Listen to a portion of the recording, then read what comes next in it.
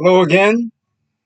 This is Dennis, and we're ready for B, Part 2 with the psychedelic albums. The first one we're going to have tonight is The Bag. Now, The Bag are from 1968 on Decca. Nice pastel cover here.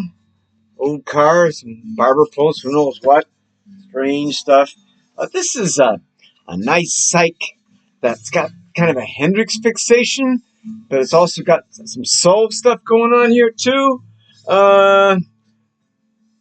It's related to the Hobbits, another supergroup. There's some punk psych on here, 4 stars, 5-star soul, great guitar psych, down and out. I'd say at least half of this has got some good psych on here. The Bag.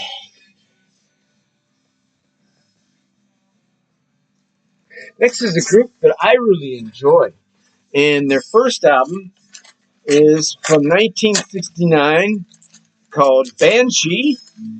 This is a nice mix of all kinds of psych. There's pop rock, folk rock, hard psych, soft psych, dreamy psych. Just some amazing stuff here. 3 stars I give it.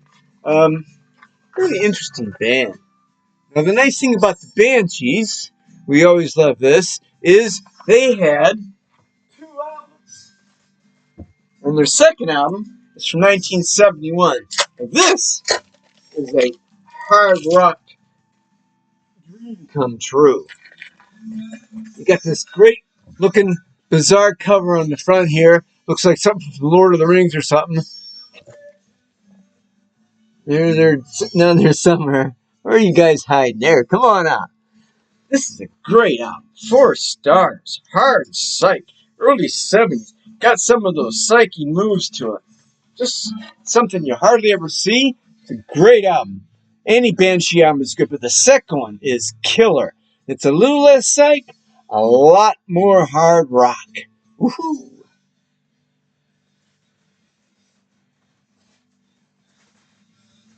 After that, we got Bang. Bang had several albums. I only got one of them. This is a hard rock band. These guys are from 1969. The Bang. So have a bang with the Bang. It's good stuff. 4 stars, hard rock. And as I said before, they do have more than one album. That early 70s hard attitude. It's worth having. Bang.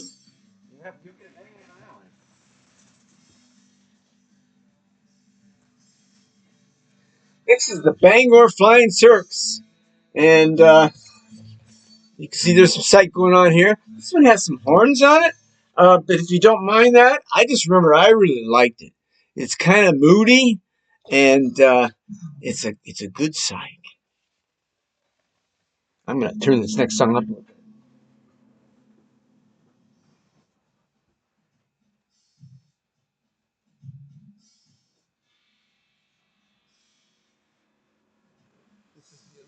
Hearing Dr. Stone in the background.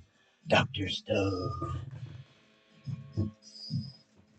Next we have on the list one of my favorite bands. So good. And this is on the Chess label, unusual. I think this is the only Chess site, the Baroques. Now the Baroques, they were from the Midwest, Milwaukee, Wisconsin. This is amazing, amazing psych. Have you ever heard the song, Iowa, Iowa? And it doesn't sound much if you haven't heard it, but if you heard it, you go, oh yeah, I love that. This is brilliant. A brilliant, brilliant psych. The Baroques. And it's kind of a young psych. It's almost like a teen psych. But it's just, the vibes are just amazing on this one.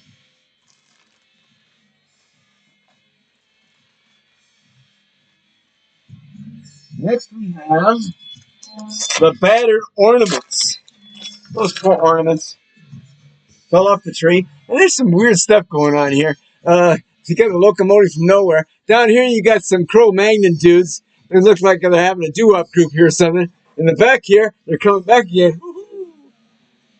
Yeah, it looks like Macho Man's out to get us here. Ah! Here they are, the Battered Ornaments. I believe these guys are from the UK. The Battered Ornaments. Yep, they included, says they're related to Pete Brown and Piblocto. They came out in 1970.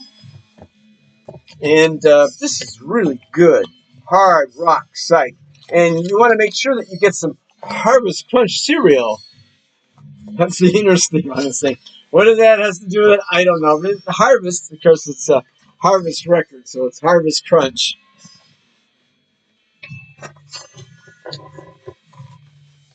Good album. Well worth having. Battered Ornaments. Now we have another Boston site, but definitely one of the best. The Beacon Street Union. The Beacon Street Union, they recorded in 67 and 68. This is their first album from 67. The Beacon Street Union. George likes it. Very psych with it kind of stuff.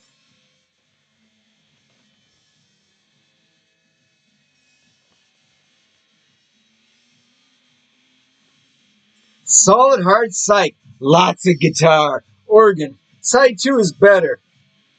It's just really good stuff.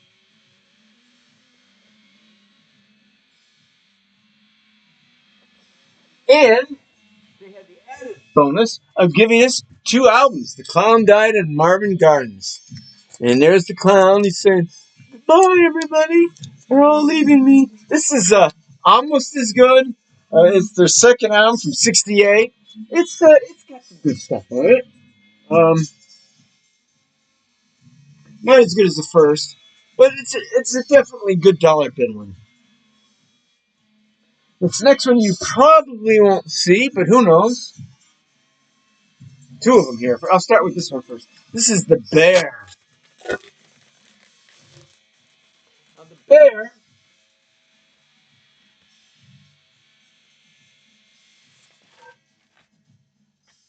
I don't know where the Bear were from. Let's see. I've got an insert in here. Gives you all the words. And the Bear, 4-star, nice mix of psych.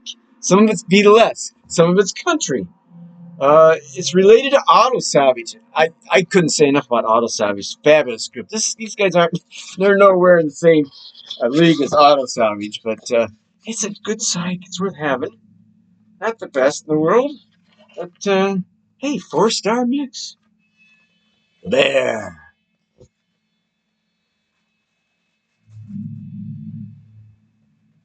Now, this next one is pretty rare. And this was an ex-wrestler called Borgard. These guys were from Portland, Oregon. It's a weird mix of blues rock and psych. The album came out in 72. This is the original. The backing band is the Phantoms, which included Gray Sage, who later went on to join the band The Wipers, who was a great 80s band. Beauregard. Some wild stuff going on here, Beauregard. What do we say here? We say goofy blues psych. Greg Sage from the Wipers was 18 years old when he made this album. Testify and I'm Talking are excellent 4-star psych albums. So get that man, Beauregard. He's a bad dude. You can see you don't want to mess with that guy. Beauregard. Next, we have somebody you know a lot about. I just need to tell you a little bit about their albums. The first 2 Jeff Beck albums, very psyche. Rod Stewart on vocals. And, of course, you know Jeff Beck from his solo career and from Yardbirds. He's an amazing guitarist, one of the 3 greats. And Beck had many albums over the years. They're all good, all hard rock. Here's where he teams up with Tim Borgard and Carmen Appice. And this was kind of a super group. They made a couple albums. But you can't go wrong with Jeff Beck. You really can't. Okay, this next band is a band that is not associated with psychedelic music. You'd think they were associated with disco. But very early on, this Australian group, the Bee Gees, did some really beautiful pop psych albums. And this is the first one. This is the Bee Gees' first wonderful album. Let's see what we say here. Nice Beatlesque pop. Several hits. Some nice psych. Good psych on here. Psyche wikey.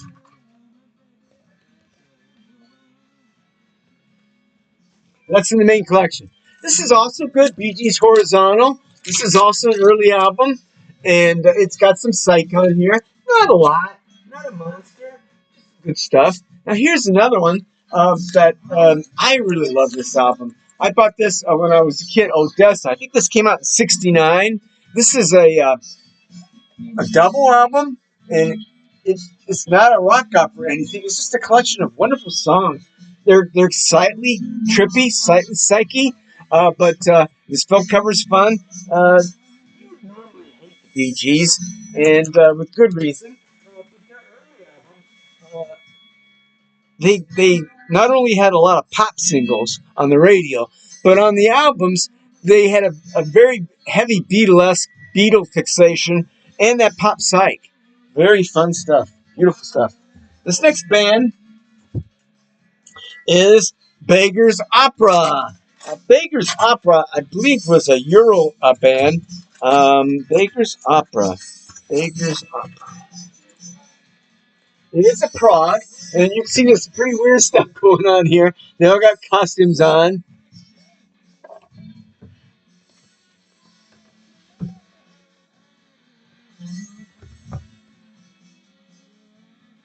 What about Baker's Opera? Because Baker's Opera was a play from I believe from the 18th century. 4 stars. Fun. Progressive psych. Classical like nice. Mostly jams. Good songs here. We got a PFM Takeoff, like PFM, the progressive band. Great guitar jam. 4 stars. 4-star guitar jam. Progressive. And then finally, light fuzz guitar. Fuzz guitar. So again, it's an early prog. I'd say about 1970. Beggar's Opera.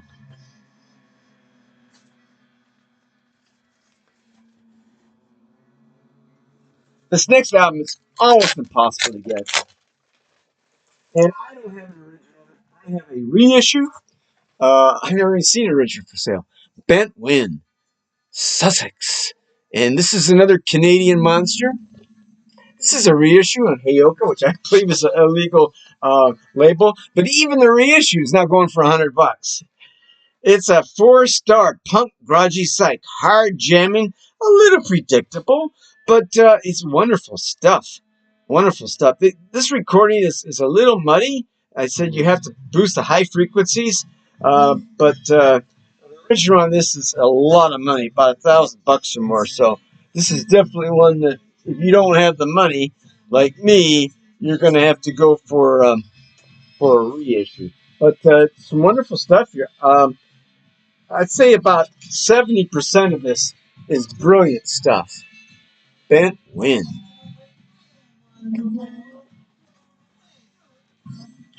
Big Brother and the Holding Company. Everybody knows about them. Janis Joplin, Sam Houston. A lot of people on this. Sam Andrew, I should say. A lot of different people on Big Brother. They've been around a few years. Janis left him after a couple of years. This is their first time on Goofy Mainstream. And it's really great folk rock, psych, a lot of good stuff here. This album the rights to this album were purchased by Columbia, who re-released it. So instead of saying mainstream, it says Columbia up here, and they added a song to it. But this is the very first Big Brother and the Holding Company's album with Janis Joplin. It did not sell very well. This one sold amazingly well with the R. Crumb cover. There's Janis in the back. This is a great, great album. I believe it's a live album, and it's a lot of psychedelic gems. This is a sealed copy, so I can't open it up to show you, but it's good. It's all there. Now, this is kind of funny. I found this. I used to live in San Francisco years ago, back in the 70s, and I found this at a junk store one time. I had it. This is a KYO radio station sampler. And you can see it's almost identical cover. It's a takeoff, obviously. It's a, I guess you'd call this a spoof or a tribute.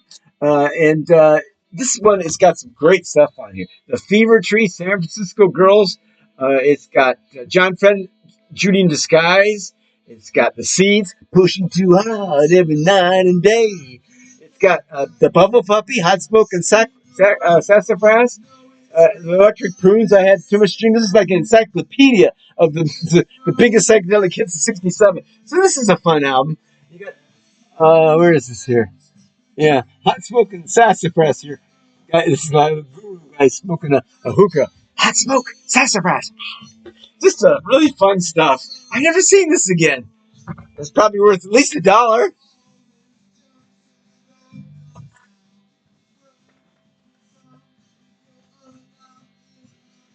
Oh, I forgot to mention this one. After Janis left Big Brother, they came out with a few more albums. At least 2 more albums. This one is one of their last ones. I think it's from '71. It's okay. It's not the best. It does have Nick Gravenites join the band. And other than that, it's the same guys. Getz, Sam Andrew, everybody you know from Big Brother. Some of it is good West Coast psych.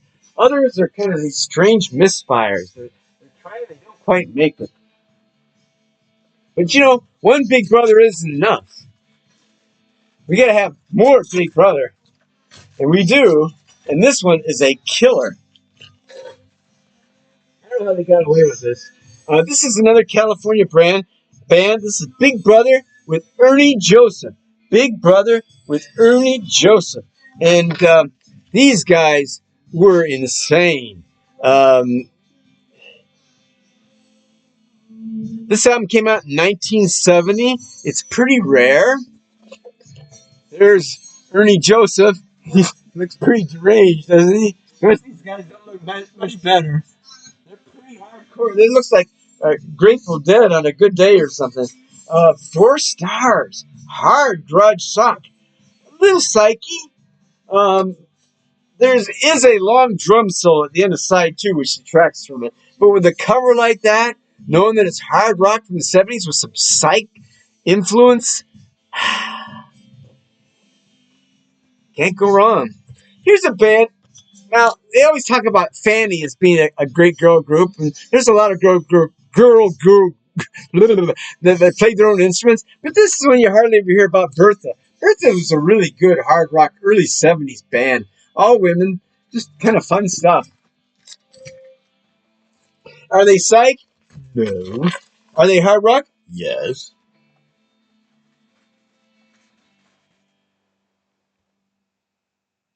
This is a fun one. Got a great hypnotic cover. Bittersweet. Now, Bittersweet were from 1968. And it looks like 68, doesn't it? Pretty nuts. Pretty nuts. You can almost see the faces in here, kind of stretched out here. Bittersweet. This was kind of poppy, but it was definitely psych.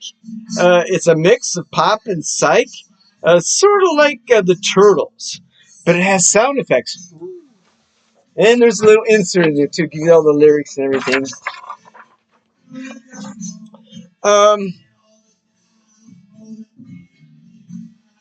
It's got just enough songs on it to make it worth keeping. But it's not the best in the world. But again, this would be great for a sampler. There's at least 3 good psych songs on here. Bittersweet.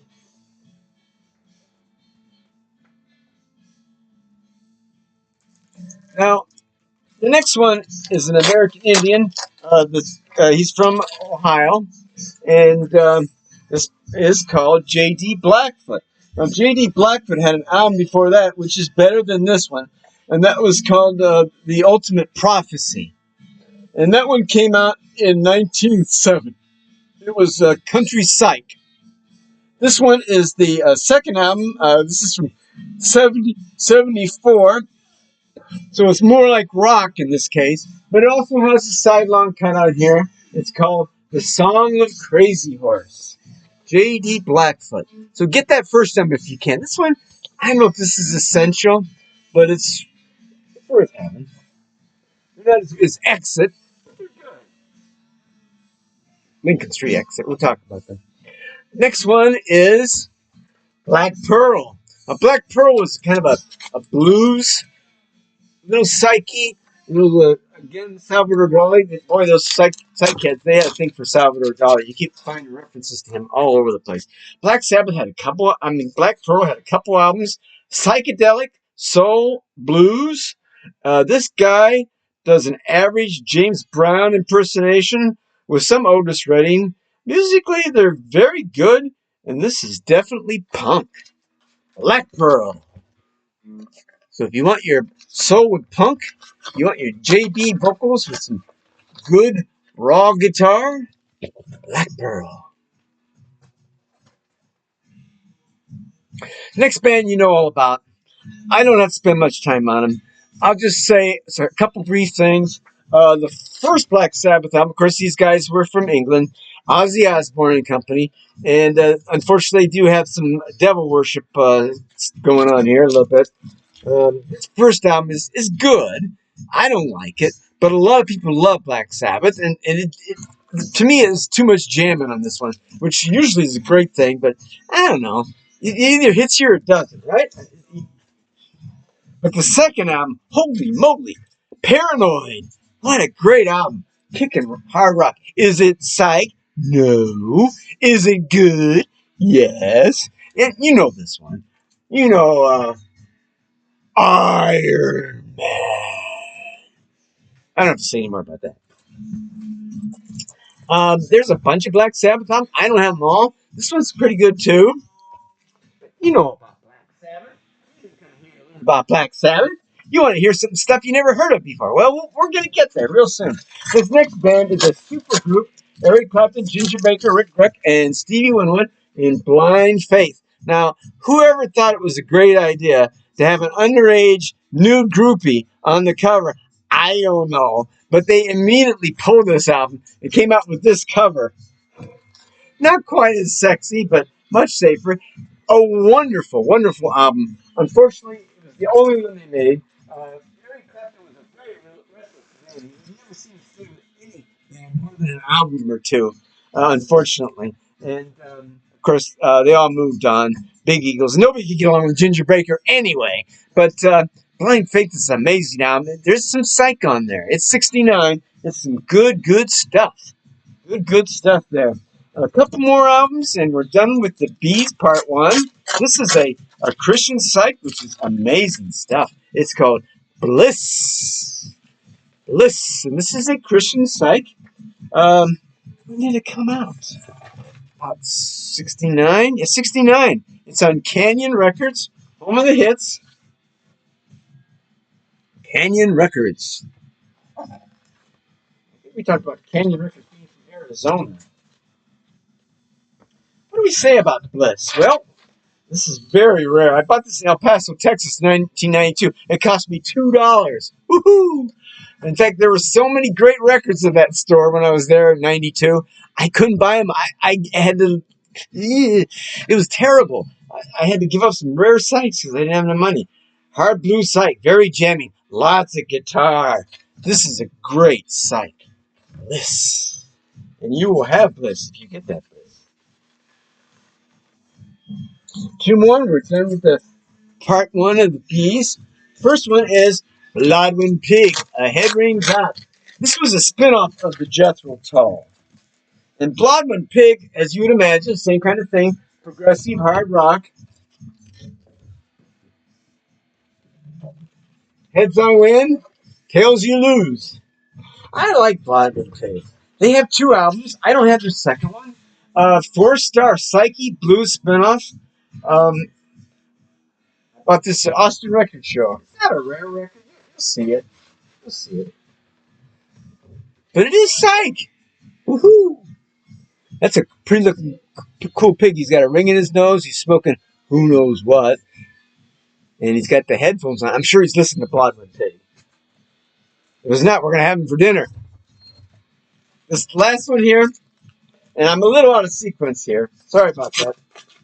But this is a killer album, the last one in the Bees. and that is the Bohemian Vendetta.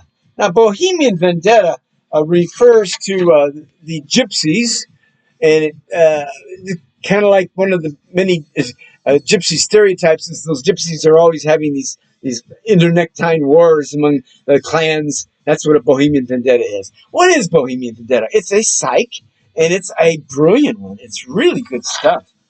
4 stars for sure. Now, there's some covers on here. It's from 1968, and they're related to Dust, the great hard rock group we're going to talk about pretty soon, and also related to Fane Jade. We're going to talk about Fane Jade. That's a monster. Bohemian Vendetta play on Fane Jade. This is a killer album.